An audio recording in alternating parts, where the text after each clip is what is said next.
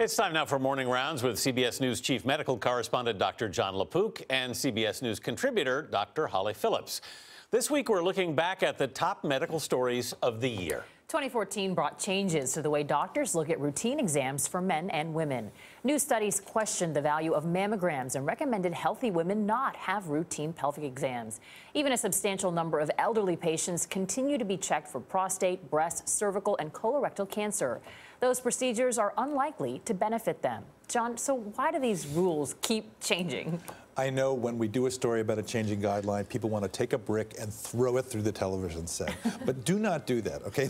There is a reason for the changing guidelines. There's no question that doing screening helps save lives for all of these different categories. Last month, I did a colonoscopy, screening colonoscopy on somebody who was in their early 50s, and there was a polyp that was just about to turn into cancer. We took it out. He will not get cancer instead of getting cancer. There's no question that people's lives are saved. And that's where the emotion comes in, because people say, you got to do all these on everybody all the time. The question is, how do you interpret it? Because there are a lot of people who get positive results, so-called really abnormal screening tests, and then the question is, what do you do with this? And I think the perfect example is prostate cancer. We do this PSA test. Well, it turns out that in somebody's lifetime, 15% of men will get prostate cancer in their lifetime, but only 3% of all men die from prostate cancer. So most of the people who end up having prostate cancer don't die from it. And the real problem, and this is where a lot of the research is figuring out when you get these abnormal tests, what do you do next? Right. Holly, recommendations for Pap tests, mammography, pelvic exams have all been revised. Are you concerned that, these kind of mixed signals are going to keep women away from the doctor? I certainly hope not. I actually hope that they can be beneficial in some way by just opening up more of a discussion and more of a dialogue around individualized screening. One thing we know for sure is that screening does work best when it's individualized against a person's belief system, their underlying health risks, their family history, and the way that they live.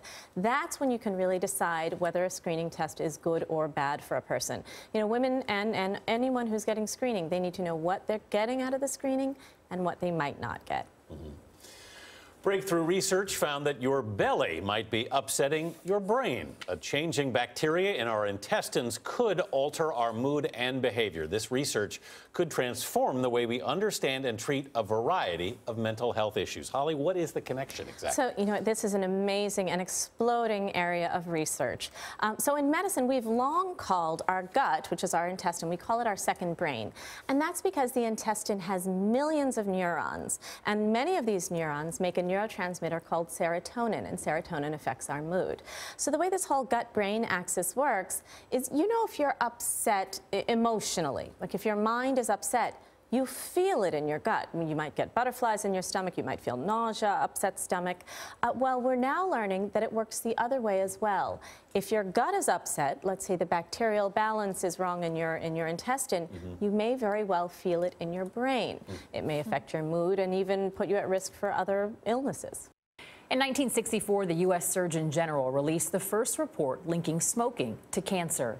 Now, 50 years later, the e-cigarette has made its mark. Estimated sales have hit $2.5 billion, and there are now 250 brands on the market. Cigarette smoking is down in the U.S., but vaporized nicotine use doubled from 2012 to 2013. In fact, 1 in 5 adults say they have tried e-cigarettes, but adult use is not the primary concern. In June, senators asked if manufacturers of flavored vaporized nicotine focus on marketing to children. So, John, we all know at this point it's not regulated by the FDA.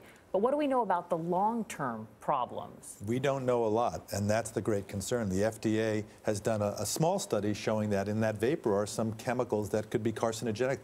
They are dangerous. They could cause cancer. And so it's not regulated. We don't know what the effect of nicotine is really on the developing brain. We do know that it can have effects, especially in the young population to which this is being marketed. So what happens over the long term, that's something that the FDA has a lot of concerns about. I think you're going to see the FDA really get control here and get some authority to control it. Holly, John mentioned the fact that these cigarettes are being aggressively marketed to kids, young adults. How easy is it for kids to get e-cigarettes? Incredibly easy. There are only 36 states restrict the sale of e-cigarettes to minors, kids under 18. That leaves 14 where kids can walk right into the store and buy it. But also a huge portion of e-cigarette sales happens over the internet, which is also very easy for kids to access. And advertising is all about kids. You know, it's gone up 300%, targeting kids between, you know, the ages of 18 and 24 in just 2 years. And, you know, there's these flavors like bubble gum and cotton candy and things that appeal to younger people. So there needs to be some sort of focus on cutting this down in kids. In October, we learned about Brittany Maynard, a 29-year-old newlywed with stage 4 brain cancer. She moved to Oregon, where doctors are allowed to help patients end their lives. Maynard's decision launched a nationwide campaign supporting so-called death with dignity. On November 2nd, she took a deadly dose of prescribed drugs. A worldwide discussion continues about aid in dying. Holly, there are currently only 5 states where aid in dying is legal. So what kind of options do people have? You know, arguably they don't have enough options, and I think this is one sort of failing of our medical system right now. There are medications and procedures that can help patients at the end of their life with pain or with some symptoms for the terminally ill, but for many people they don't feel that those options leave their dignity or even their belief systems intact. So I think Brittany Maynard's situation really sparked a much needed and much overdue discussion about how we handle the end of life. Well, the Ebola outbreak is one of the year's most widely covered medical stories. The World Health Organization says more than 14,000 cases have been reported in West Africa. And this is really to both of you guys. I mean, what can we learn from an epidemic like this? To me, this was just such a clear reminder that we live in a global community.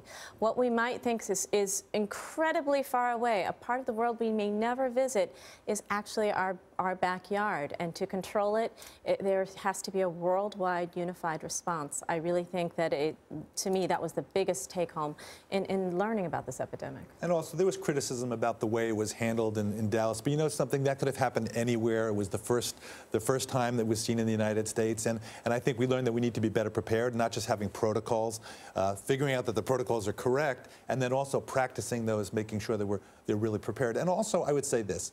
It happens every time there's some sort of an outbreak, whether it's SARS or MERS or H1N1, you name it, bird flu. This is not the time to start doing research. We cut our research, and then when something like this comes along, when Ebola comes along, we say, where's the vaccine? Where's the treatment? Where is the funding? Right. If the funding had been there all along, if the research had been there all along, if the will to do it had been there all along, then right now we would have a lot better tools. It's been a fascinating year of health stories. Dr. Jon LaPook, Dr. Holly Phillips, thank you both.